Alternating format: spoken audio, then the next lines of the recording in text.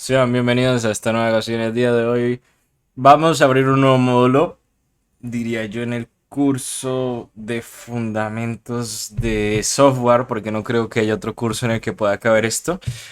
Y este módulo va a constar básicamente de planeación de software, o sea, digamos qué tipo de papeleo se debe hacer al principio cuando nosotros queremos crear cualquier tipo de herramienta basada en, pues, software, valga la redundancia. Estoy diciendo software como 10 veces seguidas, pero pues es más obvio de lo que parece.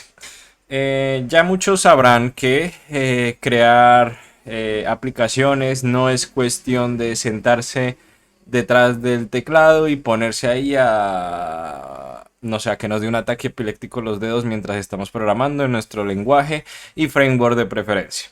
La idea es que nosotros tengamos una idea clara de pues qué es lo que vamos a hacer.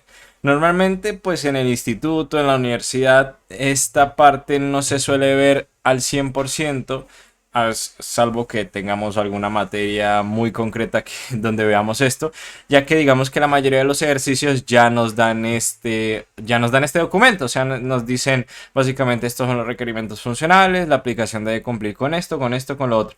Muy parecido pues a las guías de trabajo, ¿no? Pero digamos que en un caso real, digamos cuando vamos a presentar una idea a una empresa o al contrario, una empresa nos dice queremos hacer esto, esto y esto, pues nosotros debemos acomodar esas ideas. Ya que no es lo normal de que nos digan, no es que en mi aplicación quiero que haga estas 10 cosas. Y entonces nosotros anotamos las 10 cosas en una lista y nos ponemos a crearlo a partir de eso.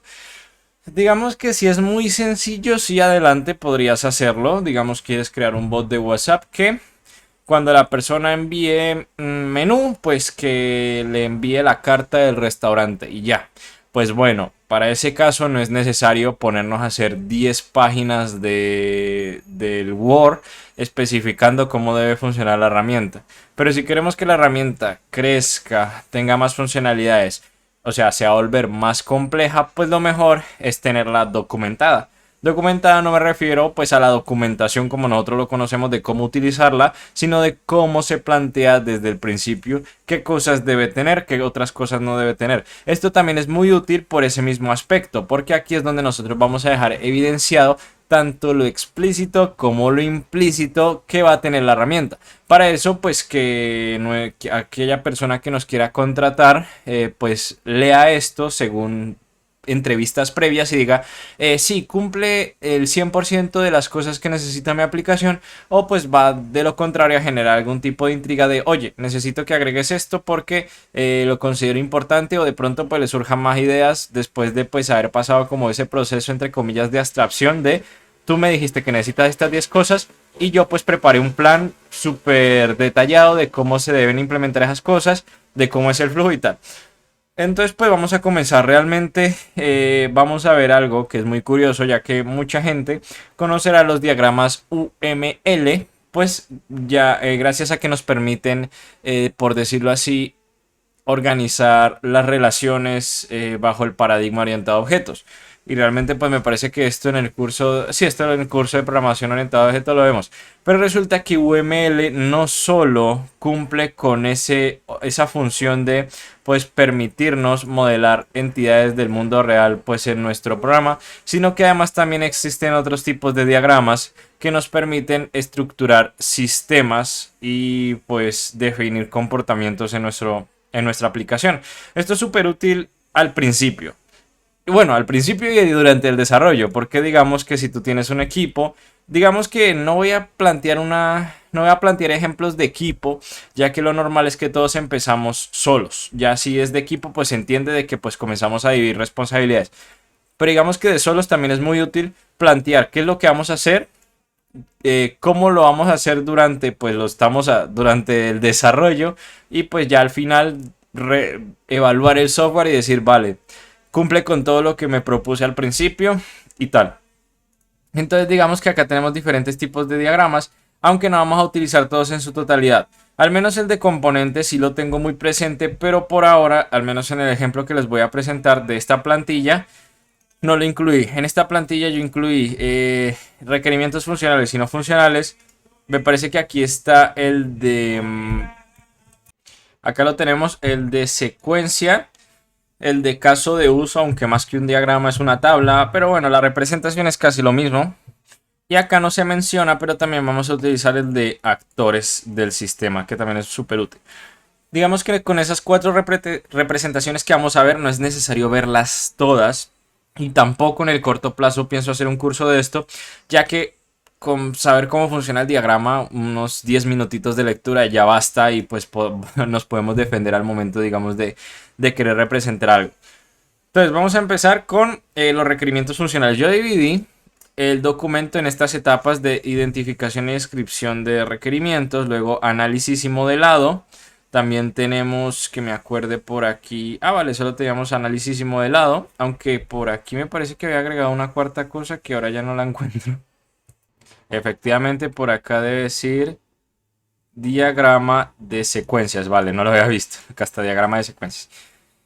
Entonces vamos a partir de la vaina más sencilla. Yo creo que esto ya más de uno lo habrá escuchado sin ni siquiera entrar en la materia como tal de la planeación de software, arquitectura de software, etc. Requerimientos funcionales. En este caso voy a explicar en qué consiste cada cosa y digamos cómo lo podemos interpretar. La forma en cómo lo podemos interpretar es completamente subjetiva. O sea, tú lo puedes hacer un diagrama, puedes hacer una tabla, puedes hacer una lista, lo que se te dé la gana. La idea es que la información esté clara y que se pueda representar de una manera que se pueda compartir y que otras personas lo puedan entender. Entonces, al menos en los requerimientos funcionales, ¿qué es? Los requerimientos funcionales, digamos que son esas características principales, ojo, principales, casi explícitas que debe cumplir nuestra aplicación. Digamos que los requerimientos funcionales, al momento de nosotros realizar la entrevista con el cliente, es lo que nos diga el cliente, básicamente. Digamos, quiero crear una aplicación que me permita tomar menús en mi restaurante.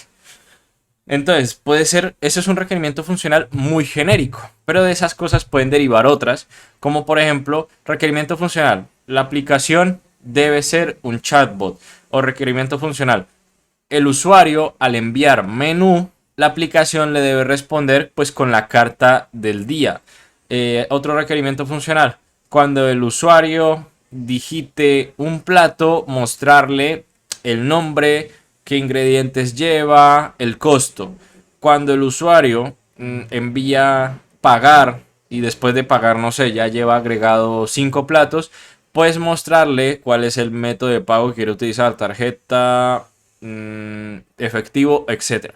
Esos digamos que son los requerimientos 100%. No, es que decir funcional o no funcional es un poco más complejo de entender, entonces yo lo diría como requerimientos explícitos y requerimientos implícitos. Entonces los explícitos son sí o sí lo que necesita el cliente. Y a partir de esta información, a partir de este feedback que nos da, pues nosotros vamos a desarrollar el resto del documento por nuestro lado. O sea, la idea es eso. Digamos que cosas que el cliente no nos dijo de forma explícita, nosotros lo podemos inferir. ¿Cómo qué? ¿Qué se puede inferir? El cliente no nos dijo, pero de pronto el menú se puede utilizar por medio de números. Por ejemplo, si tú quieres el plato bandeja paisa, pues corresponde al número 5. Si tú quieres el plato sudado de pollo, presiona el número 9. Entonces, digamos, eso no nos lo dijo el cliente, pero digamos que es una forma que nosotros deducimos para que el usuario pueda utilizar la aplicación. Entonces, digamos, eso vendría siendo también un requerimiento funcional, pero que el cliente no nos dijo de primera, en una primera instancia, porque ya son cosas que el cliente no necesariamente tiene que decirnos, sino que nosotros ya como desarrolladores tenemos que deducirlo. Pero ojo, eso que nosotros deducimos no son requerimientos no funcionales. Bueno, antes de pasar a los no funcionales, pues digamos que yo lo decidí dividir así. También, digamos, los títulos y los subtítulos, así yo lo decidí, pero pues ustedes quieren poner una tabla que diga requerimientos funcionales y se acabó.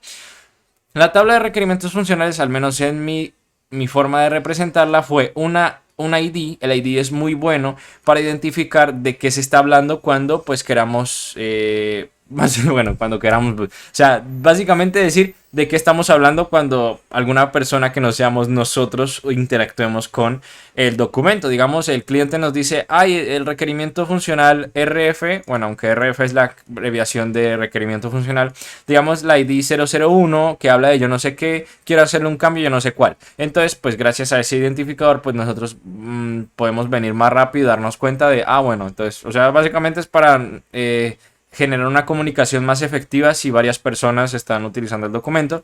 El requerimiento pues vendría siendo el título, por ejemplo, debe responder con el menú del día si el usuario escribe menú.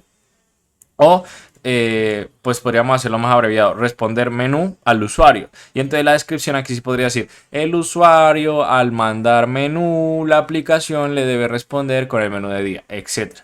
Esto también nosotros si queremos ser muy específicos lo podemos dividir en diferentes tablas. Digamos, nosotros podemos dividir, por ejemplo, visualización del menú. Podríamos poner acá requerimientos funcionales de visualización del menú, por ejemplo. Y entonces acá en visualización del menú, ¿qué va a hacer? Que cuando el usuario escriba menú, se muestre el menú. Otro requerimiento funcional, ¿cuál puede ser? Que si el usuario escribe punto, también le muestre el menú. Que si el usuario escribe platos, no le escriba todo el larguero, sino que le escriba los platos y los números, etcétera.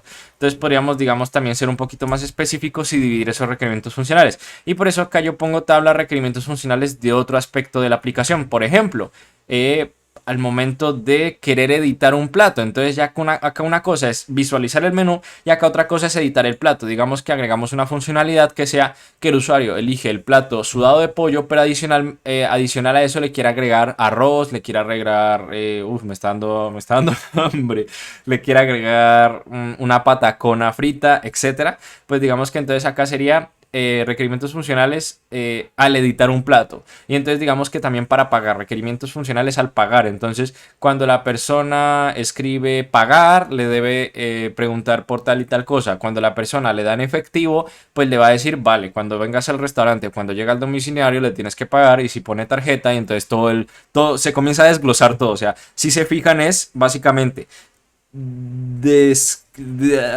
¿cómo se le diría? Descargar todo lo que nosotros tenemos en la cabeza en este documento y pues dejarlo todo claro. Y entonces cuando, por ejemplo, digita tarjeta, pues sería redirigirlo a un lugar más seguro, porque no creo que sea muy seguro compartir información de la tarjeta dentro del chat de la aplicación, sino que directamente pues mandarlo a un portal, etcétera. Entonces ahí básicamente vendrían siendo los requerimientos funcionales. ¿Cuáles son los requerimientos funcionales? Tanto los explícitos como nos dice la persona, porque normalmente el cliente nos dice lo que él quiere, por eso son funcionales, porque sí o sí están como a la vanguardia, están en la primera fila de lo que se va a hacer la aplicación.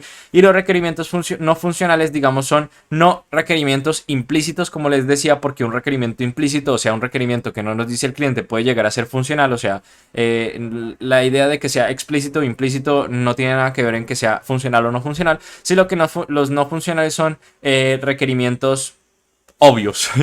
Más que explícito e implícito, yo le debería decir obvios. Y yo creo que con este ejemplo queda más que claro. La aplicación debe estar operativa 24/7. Por ejemplo, es el requerimiento no funcional más común, que básicamente son cosas básicas. La aplicación debe estar operativa 24/7. La aplicación debe estar disponible para WhatsApp. La aplicación debe estar disponible para Telegram. La aplicación debe estar en español. Cosas así, o sea, cosas obvias que pues no son tan obvias y por eso hay que ponerlas. Entonces una cosa son los funcionales y otra cosa son los no funcionales. Yo creo que con esto ya partimos de una buena base y pues la idea es eso, que cuando nosotros mismos nos preguntamos, bueno, el requerimiento funcional consta de esto y esto y esto, pues tú también utilizas algo que son las neuronas por medio de la sinapsis en el cerebro y pues te vas dando cuenta de que necesitas agregar más cosas o ser más descriptivo, ser más claro y pues vas nutriendo esto básicamente. Ya luego nosotros pasamos al análisis y modelado de caso de uso. Digamos que esto ya es ensuciarse directamente con lo que es qué se puede y qué no se puede hacer en nuestra aplicación. Al menos en mi caso, lo más común es utilizar un diagrama de actores del sistema. Un diagrama de actores del sistema, me parece que lo utilizo más abajo, es básicamente definir los actores o las entidades que van a interactuar con el sistema. En este caso, yo voy a hacer a partir de este módulo, voy a hacer un curso que lo tengo la idea clara. Yo sé que quiero empezar 10.000 cursos, pero es que yo empiezo cursos en funcionalidad de lo que yo necesito. Entonces si en una semana veo una cosa y en otra semana me interesa otra, pues bueno, es mi canal y hago lo que quiero. Entonces la idea es que yo tenía pensado hacer un programa sobre que la gente pudiese reportar. Esto ya luego lo tengo que arreglar un poquito más. O sea, la idea se me ocurrió ayer, así que no me exijan mucho. Entonces la idea es que, digamos, la gente pueda reportar casos de deterioro en sus ciudades. O sea, en el sentido de que, por ejemplo, se rompió una vía o se rompió una tubería. No sé, se cayó un pedazo de baldosa en algún edificio público de la ciudad. Cualquier cosa, anyway. Se cayó un semáforo o dejó de funcionar, que en mi ciudad es muy común. Por eso es que se me ocurrió esta idea. Entonces, digamos que al menos algunos ejemplos tienen que ver con eso. Que las personas, los ciudadanos puedan reportar, oye, el semáforo de tal lugar no está funcionando. Entonces, digamos que voy a tratar de nutrir con eso este ejemplo para que podamos empezar desde cero hasta el final una aplicación de este estilo. Una aplicación que va a ser completamente de código abierto y que, digamos, va a estar al servicio de la ciudadanía. Desde un principio no se me ocurre sacarle algún tipo de beneficio porque no se me ocurre. Entonces, bueno, digamos que al menos los actores del sistema bajo mi lógica de negocio serían cuáles. El cliente, que yo el cliente lo voy a terminar cambiando más a ciudadano. El admin, que bueno, si es el administrador del sistema, o sea, el que tiene control total para poder hacer lo que se le da gana. Y la municipalidad, digamos, sería el órgano público que se encarga de a nivel regional, pues de donde estamos hablando, digamos el pueblo, la ciudad, el departamento, el distrito, el estado, etcétera. Entonces, acá pues lo que se suele hacer al principio es, digamos, algo parecido a lo que es la herencia, en el sentido de que todos se deberían considerar como un usuario, ¿no? Al final de cuentas es eso, o sea, todos van a interactuar con el sistema, sino que pues acá se puede llegar a entender y ustedes, no quiero que se limiten a esto, de hecho ustedes podrían poner aquí abajo actores, podría ser actores, y entonces comenzar a definir, de hecho acá está, pero digamos, todos son usuarios, pero con diferentes tipos de permisos. Entonces ahí pues ustedes comienzan a escribir lo que sea necesario para que se entienda básicamente. No quiero que se peguen a esto, sino que si se les ocurre poner un diagrama, poner una advertencia, etcétera, adelante. O sea, no, la idea no es pegarse al 100%. O sea, esto es un plan. O sea, no estamos en la universidad, no es necesario que estén cuadriculados de que si el profe me dijo que haga esto y haga esto, solo tengo que hacer esto y no salirme de esa caja, no. Esta es la vida real, bienvenidos. Crítica, ahí viene una crítica de paso. Entonces, además, pues nosotros podemos agregar una tabla que especifique qué hace cada actor. Entonces el usuario, y acá, ojo, acá el usuario, acá en la tabla de actores del sistema, como yo lo definí aquí, voy a describir todas las acciones que es capaz de realizar cada uno de los actores que yo acabo de definir. Y ya luego esas acciones nosotros las vamos a desglosar aquí abajo, pero bueno, ya vamos a eso. Digamos que el usuario, pues obviamente el usuario es gestionar su perfil. ¿Qué quiere decir? Que tanto el cliente, el admin y la municipalidad pues van a poder gestionar su perfil, etcétera. O sea, básicamente como si estuviéramos hablando de herencia.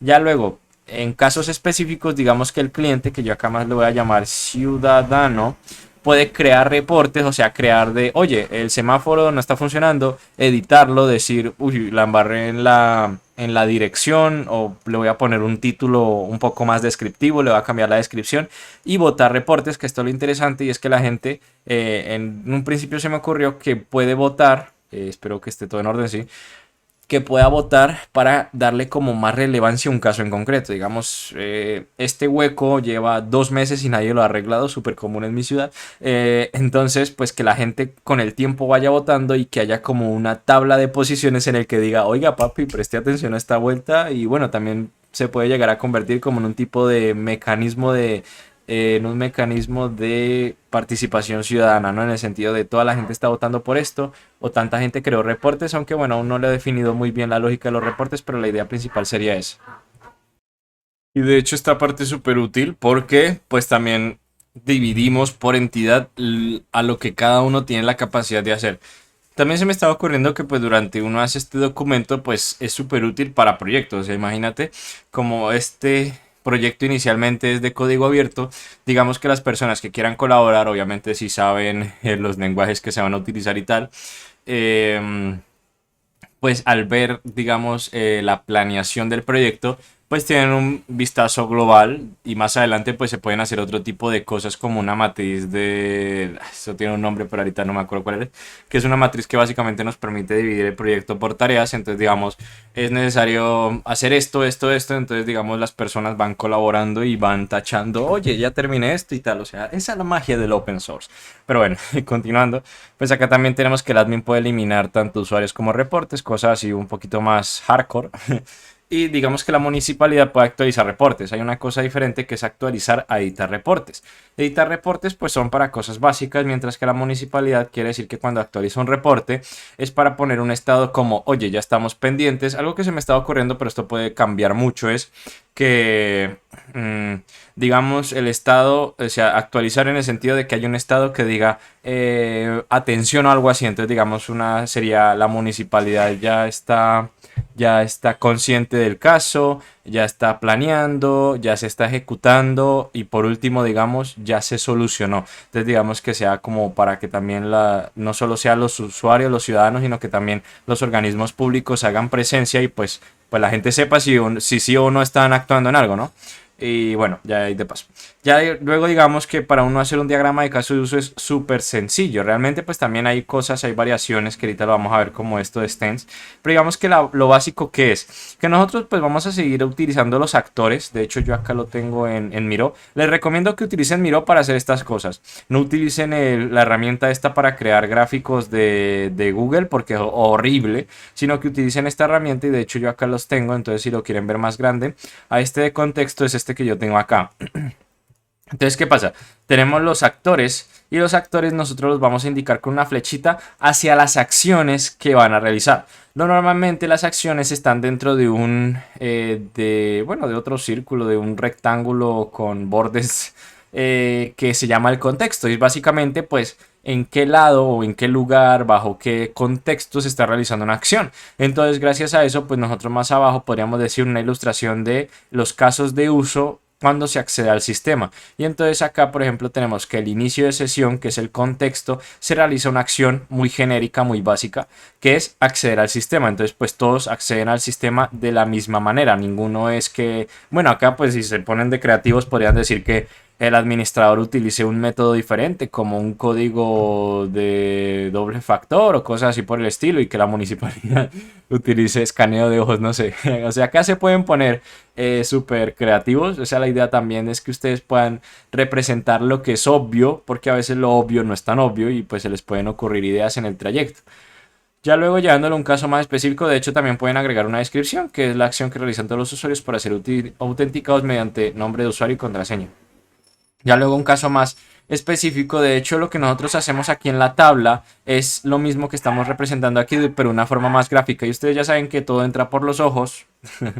Entonces en este caso nosotros podemos hacer un diagrama, un gráfico más bien, que pues nos permita, digamos, entender más fácil las acciones. Entonces acá lo que hice fue que bajo el contexto de gestionar reportes, pues tenemos cuatro acciones: crear, editar, eliminar y actualizar. Acá eliminar. Por cierto, si están interesados en el proyecto y no saben nada de código, no se preocupen. Igualmente, súmense al servidor de Discord y me comentan porque, pues, al menos yo en lo personal pienso seguir adelante con esta idea. Igualmente les iré actualizando por si algo. Si ven este video durante 5 años, pues igualmente en este video pues voy a dejar un comentario si no he dejado ningún comentario de, oye, olvídenlo, este proyecto lo abandoné, pues sigan adelante. Entonces, por Dios, se me bugueó esto. En fin. Entonces tenemos que el cliente qué acciones realiza. Yo utilicé unas flechitas de colores diferentes para poder diferenciarlos. El cliente pues qué hace, crear y editar, lo que vimos ahorita en la tabla. El admin que puede, pues también puede puede realizar todas las acciones, crear, editar, eliminar. Ojo, pues ahora esta sí es común del admin, que es eliminar reporte y actualizar reporte. O sea, básicamente el admin hace tanto lo que hace el cliente y hace la municipalidad, básicamente todas las acciones. Y la municipalidad pues lo único que hace es actualizar reporte. ¿Por qué lo limitamos? Porque no tendría sentido que la propia municipalidad creara o editara reportes. En cambio, pues editar reportes se podría llegar para presentar en casos de corrupción y cosas así. Y pues crear reporte no tendría sentido. Si alguien de la municipalidad quiere crear un reporte, pues que lo haga desde su cuenta personal y que no lo haga desde la cuenta de la municipalidad. O sea, bajo la lógica de negocio no tiene mucho sentido. Acá también explicamos en qué consiste esto de gestión de reportes, cuál es el contexto. Y por último, otro que sería la gestión de usuarios, que es que un caso común que diría pues que cada persona tiene la posibilidad de gestionar su perfil. De hecho, el admin, en lugar de referirnos al cliente que sería el ciudadano, podríamos poner acá usuario. Perdón, acá está. Sería usuario. Pues para que la municipalidad, el administrador y el ciudadano pues tenga la posibilidad de gestionar su perfil. Y digamos que esto de extend es básicamente que cuando nosotros queremos ser más específicos en una acción, pues básicamente utilizamos extend. Utilizamos una acción diferente. Los colores no tienen nada que ver, o sea, ustedes pueden poner el color que les dé la gana. La idea es que se entiendan entre ustedes. Entonces digamos que el usuario puede realizar la acción gestionar perfil y esa acción intrínsecamente, ¿qué quiere decir? Que pues puede actualizar los datos o cambiar la contraseña. O sea, si queremos ser específicos, si no queremos ser específicos, pues pongamos gestionar perfil y ya. Pero si queremos ser específicos en lo que se puede gestionar o no de un perfil, pues podemos hacer esto de extend. Y la flechita de pronto sigan algún tipo de convención. En este caso yo utilicé una flechita, una línea punteada y una flechita hacia pues la acción común, ¿no? Y pues eso sería un punto. Ya luego, si continuamos bajando, acá vamos a tener algo también interesante que son los casos de uso. Nosotros ya vimos lo que es el diagrama del diagrama de los actores del sistema, que es básicamente la gente un poco más gráfico, qué acciones puede o no realizar. Previamente también hicimos una tabla para definir eso. Y ahora vamos a ir a los casos de uso. ¿Qué diferencia entre requerimientos funcionales, los diagramas de actores y el diagrama de casos de uso? Primero, que el requerimiento funcional son como digamos esos datos principales más que nada, o los más obvios que nosotros recibimos para el momento de crear la aplicación. Básicamente son como las ideas globales. Entonces en este caso pues la aplicación debe hacer esto, la aplicación debe hacer lo otro. La aplicación debe estar en Android, iOS y web, por ejemplo. Cosas así. Ya luego los actores del sistema pues son las acciones que va a hacer cada cosa. Cuando el cliente nos dice yo quiero que los usuarios puedan crear reportes, el administrador que los remueva y que la municipalidad solo pueda poner un estado que sea que ya lo está atendiendo, y entonces pues nosotros venimos acá y bueno decimos vale, el ciudadano puede hacer esto, el admin puede hacer esto y la municipalidad puede hacer esto. Se puede decir que los actores del sistema a final de cuentas derivan de los requerimientos funcionales. Entonces ahí ya vemos, o sea, ya es como un desglose, ya vamos desglosando a partir de esa información. Pero los casos de uso son, como le digo, sin redundar en casos, es digamos situaciones específicas que la persona o el cliente nos puede llegar a ofrecer o que también nosotros podemos llegar a concluir. Por ejemplo, digamos, esto sirve mucho para, en este caso, diagramas de flujo, en el sentido de que joder, que no me sale la palabra. El caso de uso más común que sería acceder al sistema. Entonces, ¿qué comprende esto? Pues primero podríamos ejercer la descripción. En este caso, ¿en qué consiste acceder al sistema? Entonces acá especificamos, es por medio de un número de WhatsApp, es por medio de un portal web, es por medio de etc. Los actores, ¿qué personas del diagrama de actores que anteriormente realizamos están involucrados en este caso de uso? Entonces acá le vamos a poner cliente, administrador y municipalidad. O pues para englobar a todos que hicimos al principio, usuarios. Y las precondiciones, que es que para que este caso de uso se pueda ejecutar en el 100%, ¿qué cosas se deben de cumplir? Por eso son precondiciones. Pues en este caso, pues el actor debe estar registrado en el sistema, porque aquí vamos a acceder, no nos vamos a registrar. Y entonces ya luego acá nosotros podríamos ingresar lo que es un flujo normal. El flujo normal es que, bueno, pues nosotros por convención podríamos especificar que el usuario es una variable en concreto para no tener que escribir usuario completamente. Y pues acá vamos especificando el paso a paso de lo que consistiría acceder al sistema. Aquí nosotros también podríamos, realmente esto sería muy parecido a los actores del sistema. Si se fijan, todo va como conectado. De aquí, de requerimientos funcionales, pasamos a esto, y de los casos de uso también podríamos derivar directamente los requerimientos funcionales, o si no, de los actores del sistema, porque en los actores del sistema le estamos diciendo qué acciones pueden hacer, y acá estamos desglosando esas acciones. Entonces, por ejemplo, cuando queremos crear un reporte, entonces imagínense, si acá le ponemos caso de uso, crear reporte, la descripción. El crear reporte es cuando un ciudadano ha detectado o considera que algún escenario en su ciudad presenta cierto grado de degradación, o que no se le ha prestado la debida atención, entonces pues está entrando en pérdida, etcétera. Acá se pueden desplayar lo que quieran. Los actores, ¿qué serían? Acá los actores sí no serían usuarios, sino que directamente, en este caso en lugar de cliente, sería ciudadano, y ya pues el administrador de municipalidad, según lo que definimos arriba, no debería poder hacerlo. La precondición, ¿cuál es? Pues precondiciones, pues podríamos ser lo más obvios posibles, como que el usuario, el ciudadano ya debe estar registrado en el sistema, y digamos si queremos crear algún tipo de, ojo, esto ya son ideas que me están surgiendo solo por estar haciendo esto, o sea, solo por ser más obvio de lo que ya debería ser al momento de crear la aplicación. O sea, son ideas que me surgen al momento de que planteamos esto. ¿Qué tal si como una condición queremos agregar que, digamos, si un usuario probablemente está haciendo bromas en el sistema, está creando reportes falsos y tal, y se comprueba que son falsos, se le agregue una advertencia? Entonces, digamos, si llega a cumplir tantas advertencias, pues se banea o se le hace un soft ban. Entonces, decir que si el usuario no tiene más de 3 asistencias, pues que pueda crear un reporte, y etcétera. Y ya acá pues hacemos el flujo normal. Entonces acá pues hacemos un flujo normal de inicio de sesión, pero digamos crear reporte sería partir desde el panel inicial, darle clic al botón crear reporte, etcétera. Entonces acá pues sería nombre de usuario, contraseña, captcha en nuestro inicio de sesión. Esto iría siendo como la descripción del escenario, y ya luego cuando ponemos U ya es como la interacción directa del usuario. Entonces el usuario ingresa sus credenciales, el usuario presiona el botón login, y ya luego otras cosas que hace el sistema por debajo es que valida el captcha, comprueba las credenciales. Si las credenciales son correctas, pues se pasa al panel principal. Si no son correctas, se notifica al usuario, se le manda el típico mensaje de usuario no registrado, contraseña incorrecta, etcétera. Y pues, o sea, acá lo que hacemos es describir eso. Ya luego en el flujo alternativo, que podríamos llegar a tener en cuenta, aunque el flujo alternativo es completamente opcional. O sea, de hecho, si ustedes quieren, pueden quitar el flujo normal, pueden quitar lo que se les da la gana. La idea es lo que les digo, no es pegarse al 100%, sino ser lo más descriptivos posibles y lo más claros al momento de nosotros querer planear el software. Así que si quieren, pueden meter acá más cosas en la tabla o quitarlas. O sea, tampoco se peguen al 100%. O sea, sean libres, tengan un poquito más de criterio propio como para poder definir, bueno, esto me sirve, esto no me sirve, etcétera. Digamos que ya acá en flujo alternativo es qué podría llegar a pasar, o digamos que podría derivar en un comportamiento anormal u otra cosa así por el estilo. Entonces digamos que, por ejemplo, en el inicio de sesión, si el usuario se le olvidó la contraseña, pues acá agregamos toda la lógica de la contraseña. Pero por ejemplo, nosotros acá en precondiciones pusimos que si el usuario tiene 3 advertencias, que no pueda. Pero entonces, ¿qué pasaría si el usuario tiene esas 3 advertencias, pero tras del hecho trata de generar un registro? Entonces acá se le podría, si el usuario tiene 3 advertencias, no va a poder realizar esto, y el sistema le va a decir, oye, payasito, compórtate, porque si no, no puedes crear reportes y cosas así por el estilo. Entonces, bueno, acá también se podría poner una acción en concreto, si el usuario puede hacer algo, o si no puede hacer nada, pues no se le especifica nada.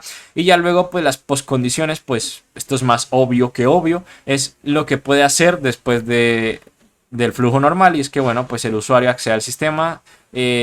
Bueno, acá en el caso de inicio de sesión, pues según cuál sea el tipo de cuenta, pues acá dice accede al sistema, solo puede realizar las acciones de acuerdo a su rol. Al administrador le van a servir ciertas cosas, a la municipalidad le van a salir ciertas cosas, al usuario le van a salir otras cosas, etcétera. Y digamos que en el caso del registro, pues postcondiciones podría decir acá que se le muestre una notificación al usuario, que se le sumen a su cuenta registros creados, que se le envíe un correo de confirmación, etcétera. Y ya por último, diagrama de secuencias. En el diagrama de secuencia lo que podemos hacer es, yo prefiero, digamos, meter este video completo y no cortarlo, así que bueno, sigamos adelante. Ya por último, el diagrama de secuencia lo que nos permite es definir tal cual, de forma literal, un flujo de control. O sea, digamos, lo que va a ser otra forma de representar lo que hicimos aquí. Si se fijan, una cosa pegada a la otra. Porque si ustedes se fijan de repetir este proceso, ustedes van a decir, oye, ¿qué pasa si quiero agregar una cosa adicional? Entonces se les van ocurriendo ideas, de hecho. Entonces, bueno, no voy a tratar de acercarme aquí, sino mirar en Miro. Y acá en Miro, pues yo puse algo basiquito, no la gran cosa, porque si no me va a tirar mucho más tiempo aquí. De pronto no, en la aplicación final no lo voy a cubrir de esta forma. Y es que digamos que yo divido una etapa que debería ser, divido un contexto o lo que vendría siendo una acción, si no estoy mal, sí, una acción de un actor en múltiples pasos, pues digamos si es más compleja de lo que parece. Entonces en este caso yo lo que hice fue dividir lo que es el acceso al sistema y nosotros ya sabemos que no es cliente, sino que es usuario, porque tanto el cliente, el ciudadano, el admin y la municipalidad tienen la misma forma de iniciar sesión. Y entonces yo acá lo que hago es dividirlo en diferentes etapas. Digamos, tenemos la etapa de la interfaz de inicio, la interfaz de recuperación, el controlador de acceso, que es básicamente el que se encarga de validar captcha, contraseña, etcétera. Y por último el sistema, o sea, accedió al sistema finalmente o no. ¿Qué tiene sentido? Que si el controlador de acceso dice que, oye, las credenciales no son válidas, pues que lo devuelva a la interfaz de inicio y le muestre un mensaje y que no pase al sistema. O sea, esto básicamente es como cuando nosotros hacemos 20 ifs para comprobar algo, pues acá está la forma gráfica de verlo. Y entonces, pues yo acá quise poner un caso común. Esta forma de cómo lo estoy utilizando yo fue que se me ocurrió así, se me ocurrió en la marcha. Y es que digamos que yo utilizo este rectángulo para definir, pues digamos, cuando comienza una acción. O sea, digamos, normalmente pues podríamos quitarlo y poner flechas, pero digamos que yo acá es cuando quiero comenzar una interacción, más que nada, más que una acción, una interacción. Entonces, una interacción, ¿cuál es? Solicitar acceso al sistema. Entonces, cuando el usuario empieza una interacción, que vendría siendo solicitar acceso al sistema, pues va a interactuar con ¿qué? Con la interfaz de inicio de sesión. Digamos que si nosotros la interfaz la ponemos aquí y la de recuperación aquí, pues esta flecha no debería terminar aquí, sino que la flecha debería venir hasta aquí y lo podríamos mover básicamente todo esto. Pero digamos que pues como lo hice es así, pero pues o sea tienen totalmente la libertad. Gracias a estas ayudas visuales ustedes saben hacia dónde va el flujo. La flecha termina aquí o termina aquí.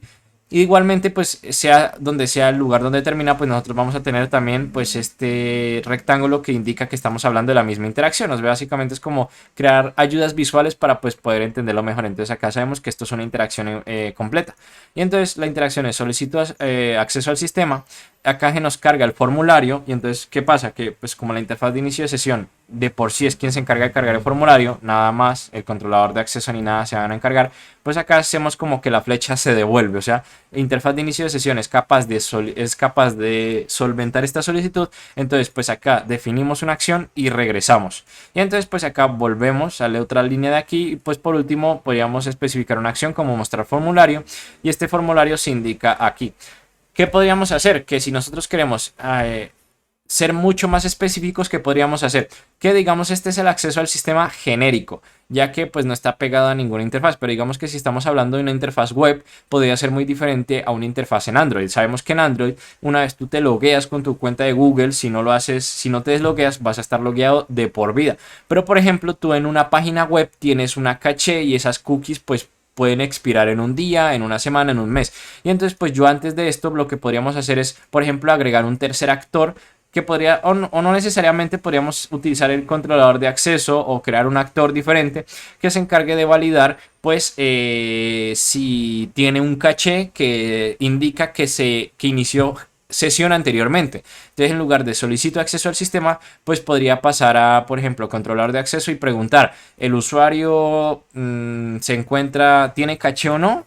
Y si tiene caché o no, ¿es válida o no? Entonces, digamos que si tiene caché y es válida, pues que pase directamente al sistema sin nada. Pero digamos que si tiene caché y no es válida, pues que pues aún así cargue el formulario y se lo muestre. Y si el usuario no tiene caché, pues que derive en el mismo resultado de que si tuviera caché pero no fuera válido. O sea, a fin de cuentas que inicie sesión nuevamente, pues incluyendo pues todos los datos de inicio de sesión.